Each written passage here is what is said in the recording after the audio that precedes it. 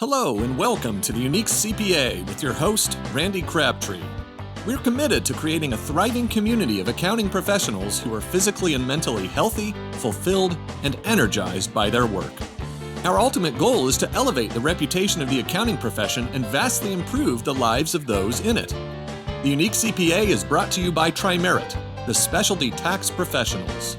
Today our guest is Andrew Leck. Andrew is CEO of MSI Global Alliance, which is an international association of lawyers and accountants. Andrew and I had the pleasure of meeting, or at least I had the pleasure. He'll have to tell you if it was a pleasure or not, but I had the pleasure of meeting Andrew a month or so ago in Denver at, I'm not even sure what the name of that conference was. America's Conference, yeah. America's Conference in Denver. And we had a lot of fun, and we thought, you know what, let's get together and record a podcast. And so here we are. So Andrew, welcome to the Unique CPA. Thanks, Randy, and I can concur. It was a pleasure to meet you. So, yeah, I could say it was mutual. All right. Well, nice. I appreciate that. And honestly, that was a great group. You know, we've done a lot of associations. There's many of them that, you get welcomed into immediately because that was our first one. But there's some where it takes a little time. And we were welcomed immediately, which was a great experience there. So again, thanks to you and your members for that. No problem. And I think, interestingly, I've been doing, and we'll talk a little about this maybe in a moment, but I've been in the role for 2 years. And one of my first events was in the America's Conference. It was actually in Miami when we came back after COVID. And again, just as you said, they're a very welcoming group, and there's a real, camaraderie among the group. And I think that really helps. And it's an attractiveness to the existing members, but also when new members come in, and a bit like yourselves as guests, you think, there's something, just a strong feeling around that. And I'm sure everyone says that, but actually, as you said, from an external perspective, you could feel it. Oh, yeah. You and the team, straight away. Honestly, there's some, and everybody's great and all this, but there's some where, they've got their group that's been there together for a while, and, you got to work hard to get into that inner circle, but that wasn't here. All right, so we're jumping ahead a little bit, which is fine because that's what we do on the show. We deviate, we go in different directions. But why don't you give us a little background on, probably you as well, as because your background's a little interesting to where you got to where you are now with this too, but you and MSI, and give us a little background on both, if you would. Yeah, I think, starting with myself, my background is in accounting. And I basically, I worked in local government and very quickly moved into the Professional Accounting Association world. First of all, in a training role, and then more laterally, I worked for ACCA, and my role there was very much about developing markets. First of all, in the UK, and then expanding out to Europe, and actually taking some time in the Americas as well. And I think one of the great things about that was giving me a fresh perspective in what it was like to practice in other markets. And culturally, what accountants did across the world was obviously similar in some ways, but obviously the environment that they worked in was a little bit different. I moved from ACCA actually to EY, and my role in EY was working on developing our business in the private and middle market area, principally in Scotland. And some of you who maybe picked up that my accent is from Scotland, a proud Glaswegian around that. But, so my role in EY was very much working in the market, developing our business within those family-owned, privately owned entrepreneurial businesses. And again, that was a great experience as a bounce into the MSI, where I took over as a CEO in July of 2021. And again, having that background of working in a firm, working in a membership association, and also understanding what it was like to serve the needs of clients. And sometimes that's not always easy. Was a good sort of platform to come in to MSI. And so again, as you said at the beginning, MSI is over 30 years old now. It's an independent association of lawyers and accountants. We have over 250 firms in 100 countries, around the world, with around 15,000 and, total employees in those firms generating about $1.8 billion of revenue. So an organization of scale, and I think that is a good, platform to support other firms and their clients. Yeah, and so let's talk about a few things around that. One, obviously, the scale is great, and we can get into things about what we're seeing different places around the world, and what's different and what's the same. But before that, It is lawyers and accountants. Yeah. And so what's the benefit of that? Because a lot of associations that I've dealt with are just accountants. And it's funny, the ones that are international seem to be the ones that, at least from my experience, that are lawyers and accountants. So just expand on why the benefits of lawyers and accountants working together in an association. I think it's both client-led and firm-led. So having lawyers and accountants under one umbrella has a range of benefits. I think that brings a diverse perspective, in terms of to the problems and challenges that clients have, and providing perhaps a more holistic solution, in terms of to help them achieve better outcomes. And I think that if you think about a number of activities that businesses undertake, they're primarily going to need an accountant and a lawyer. Right. And actually having them working together, collaborating, having that trusted relationship over a period of time. They understand the nuances of working in different markets, different states. So having them under one umbrella has a real benefit. And in recent times, and again, we can explore this, one of the big attractions for new members is saying that they've looked at other associations, but actually having lawyers and accountants together is something that's more attractive to them because they have their existing legal or accounting local connections and networks, but actually on a global scale, having everyone together, is much more attractive. Yeah, and it seems to work really well. When we were there in Denver, a friend of mine, Alan Colton, was there speaking at your event, and Alan's a great guy. Yeah, did a great job. Yeah, he is. And Alan doesn't need a script or anything. He can just go. So exactly. But Alan, after I got back to I was going to say office. We have an office, but I pretty much work at home. I get an email from one of the lawyers in your association said, yeah, Alan Colton said, I really need to reach out and get to know you. And I'm like, all right, this is pretty cool. Already, like I said, we're getting this collaboration. We're getting this feeling welcome. And we're going to go have lunch with the lawyer that Alan introduced me to.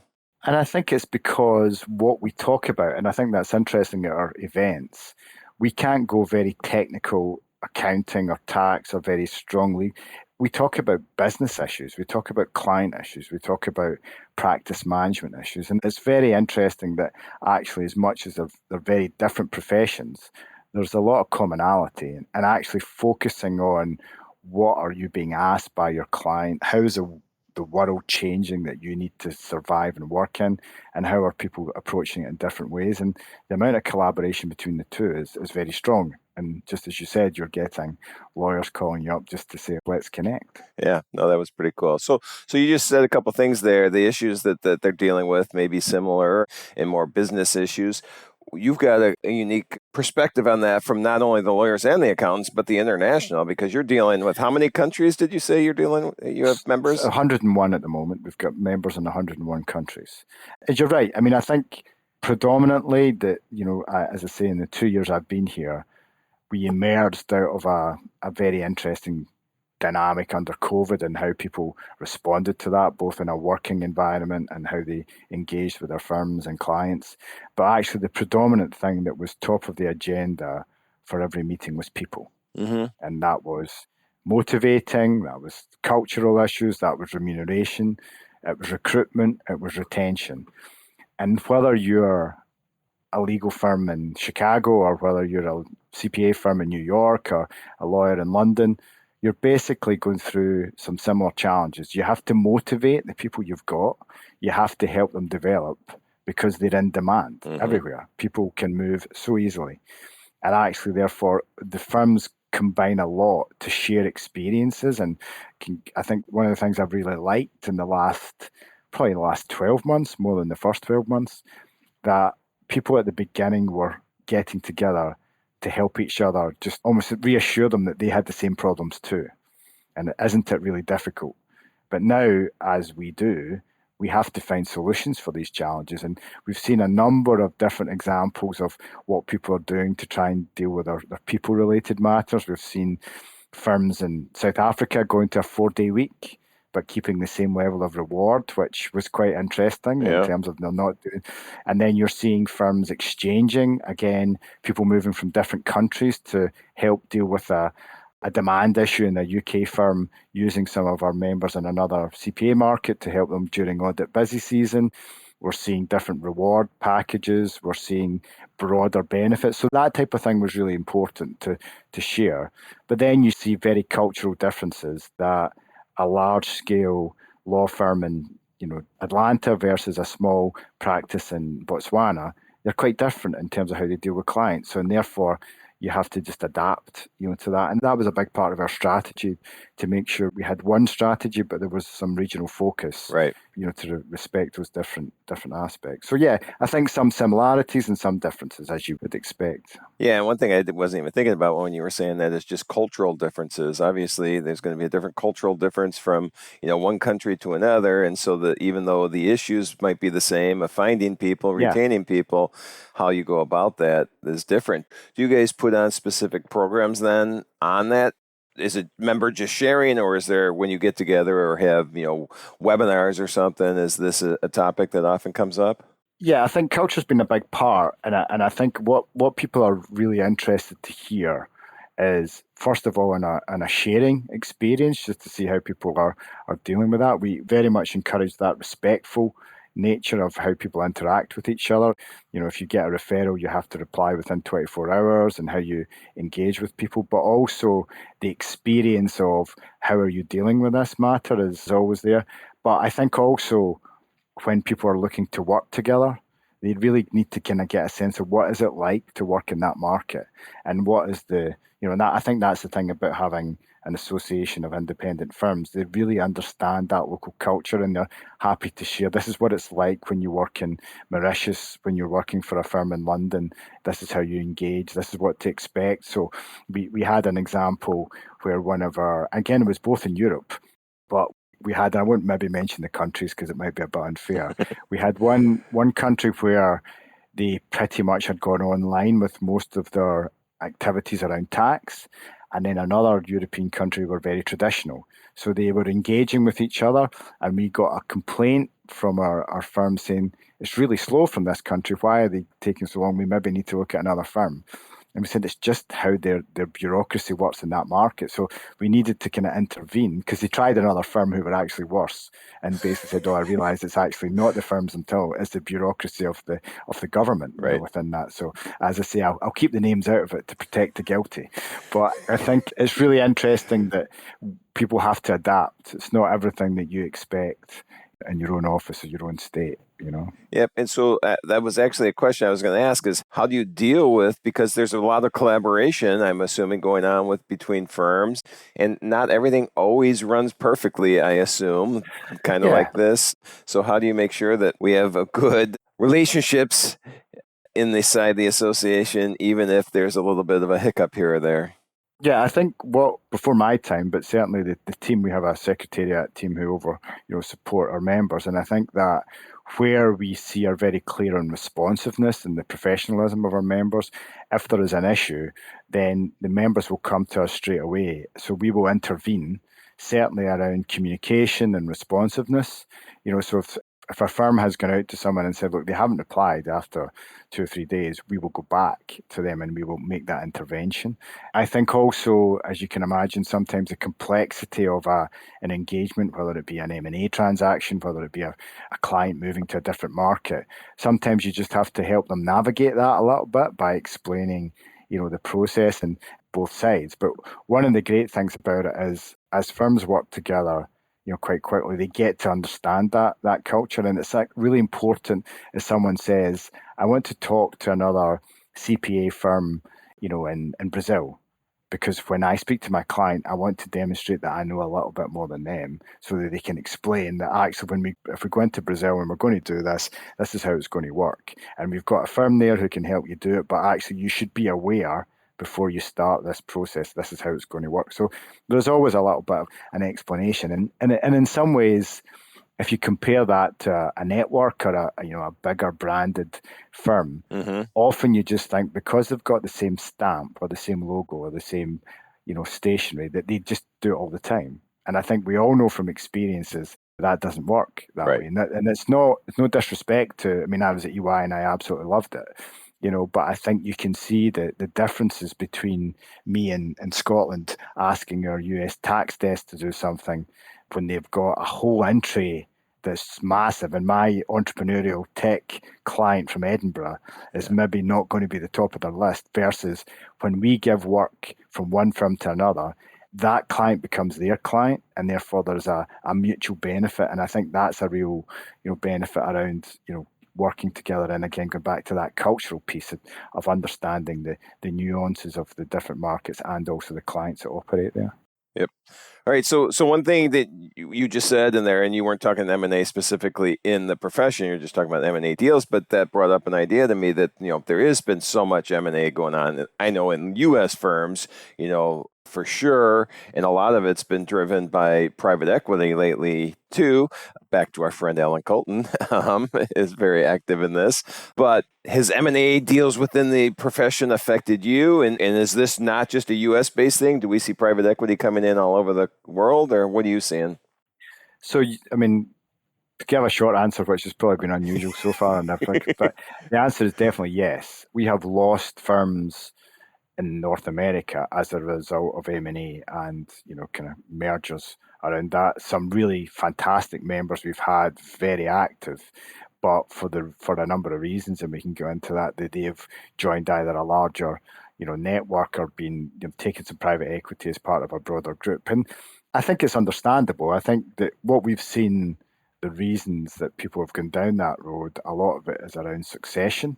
Where they look in terms of what the next generation is. I think the partnership model is obviously for newer people coming in more challenging, and therefore those more established partners who might want to take a next step out of the partnership, how do they do that in terms of, they've worked very hard over decades for many of them in terms of that, so they want a reward for that. Private equity is there to offer them a solution. We see that in other parts of the world as well. I think the US has probably been the most active. I think if you speak to a number of firms in Europe and look at the UK, most of our reasonable sized firms have had phone calls to say, are you interested in this? And, again, I think a lot of firms remain independent for very good reasons.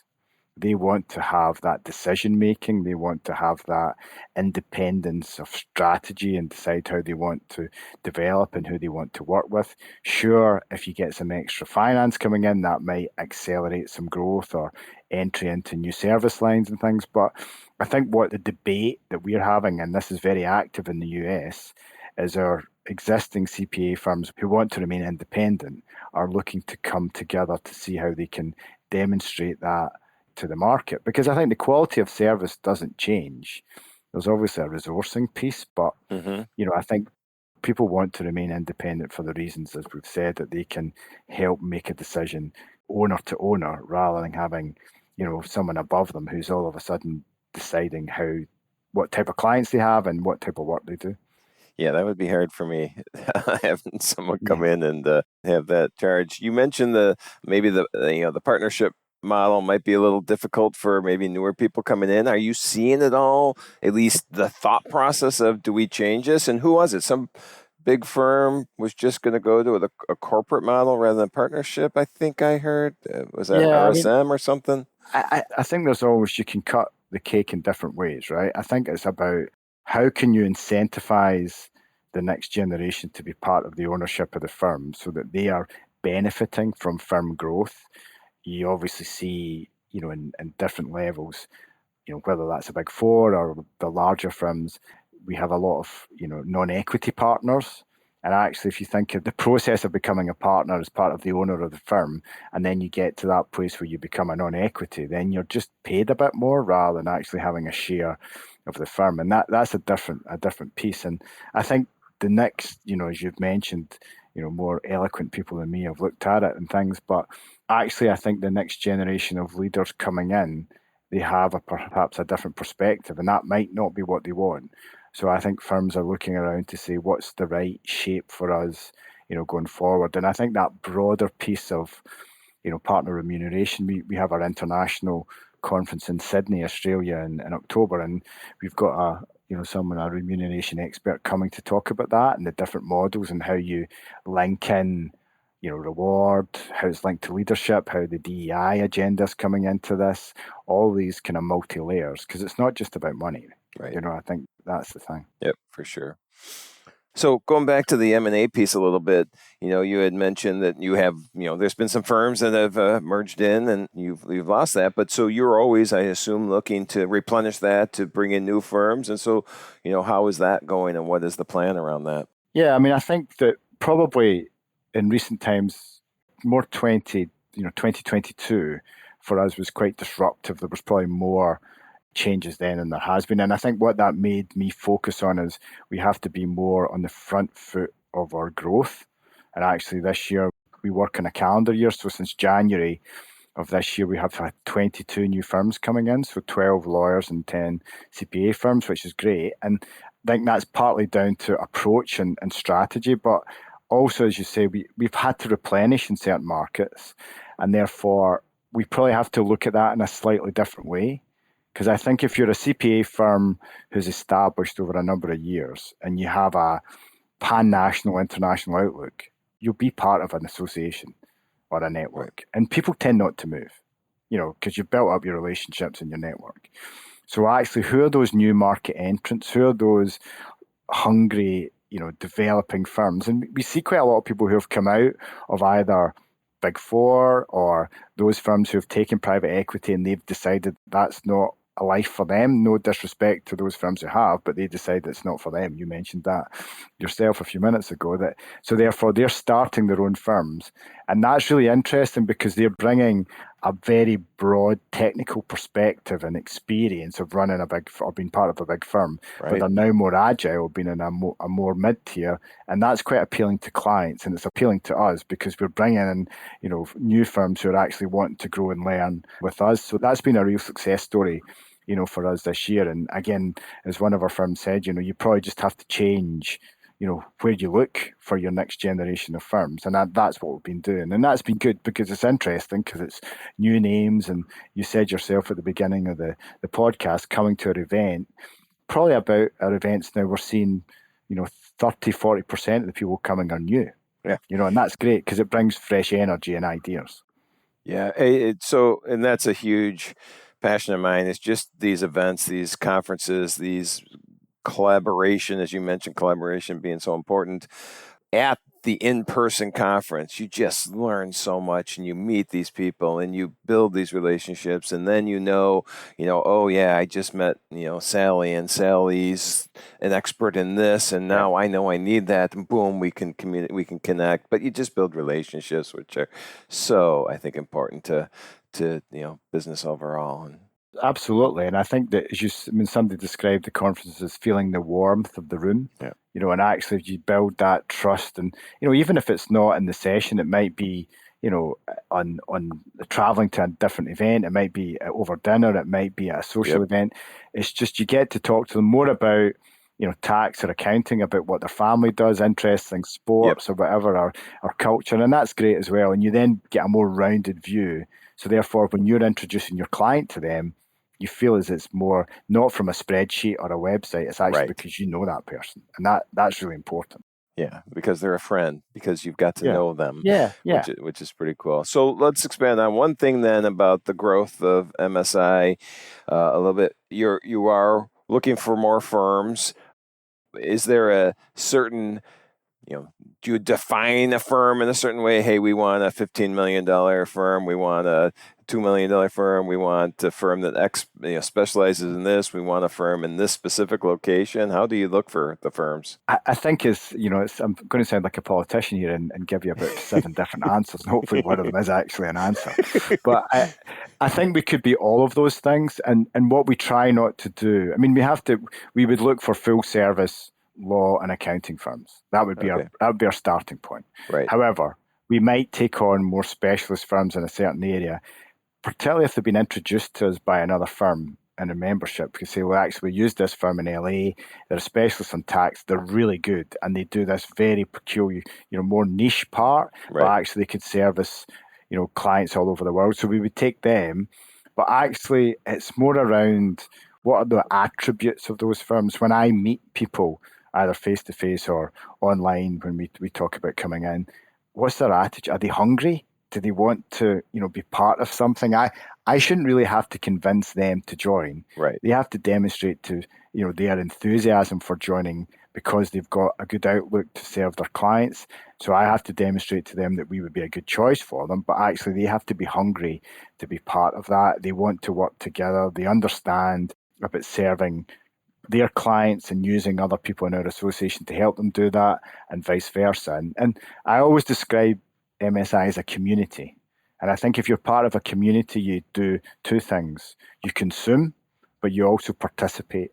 And if you don't do the participation, then that's not the kind of members we want. Yep. We want people who are very much, part of that. So it's about, talked about culture, it's about attitude, it's about capability and their quality. These things are almost a given, but what's going to make them be additive to our overall, MSI community? And that's what we look for in, new firms.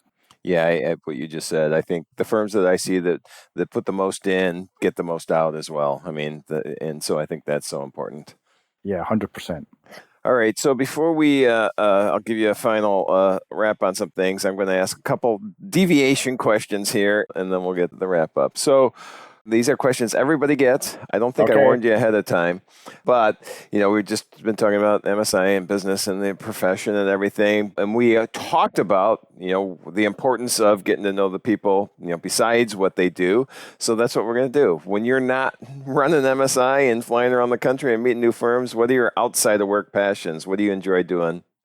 I suppose, I'm quite a sports-related person, participating and watching. So I'm a keen runner and a keen golfer, So actually, they're both great things. I found out, particularly during the summer, it's hard sometimes to do them both. So one improves as the other one goes down. So this is golf season in the UK at the moment. So that's part of it. They're probably my passions outside of work in terms of activity around that. I like to travel, which is quite good for the CEO of a global association. So I can get to travel and for business and also pleasure. So I recently just back from 2 weeks in Tuscany, which was great. And again, those of you who are familiar with Scotland, we tend not to get Tuscan type weather very often. So it was nice to get some sunshine around that. So yeah, that's probably some of my main passions. Yeah, well, that's pretty cool. And speaking of where you are located, I didn't mention this before, but Justin, who does our editing and producing and everything for the show, is in Edinburgh. So how far is that from where you? Probably about 50 miles. Oh, that's it, huh? So it's not about. So Glasgow is the west coast of Scotland, and Edinburgh is on the east. So there's not much between us, except his accent's probably a little bit different to mine. Well, he's actually from Arizona, so. All right, okay, so it's very different to mine then. Exactly. Yeah, but he's been there a while. But I don't hear an accent when he does it. So all right.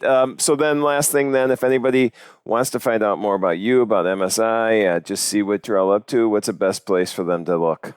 Go to our website, msiglobal.org, and I think one of the great things we have recently done, we've been working a lot on our external messaging. So we've got a great video that we've just launched, which 90 seconds will tell you everything you need to know about MSI. Good. Yep. It was very good. Good. It was. And it was good, and I think their team that pulled that together, it was just trying to succinctly put across what it's about, and then if people want to find out more, then they can come and see us. Perfect.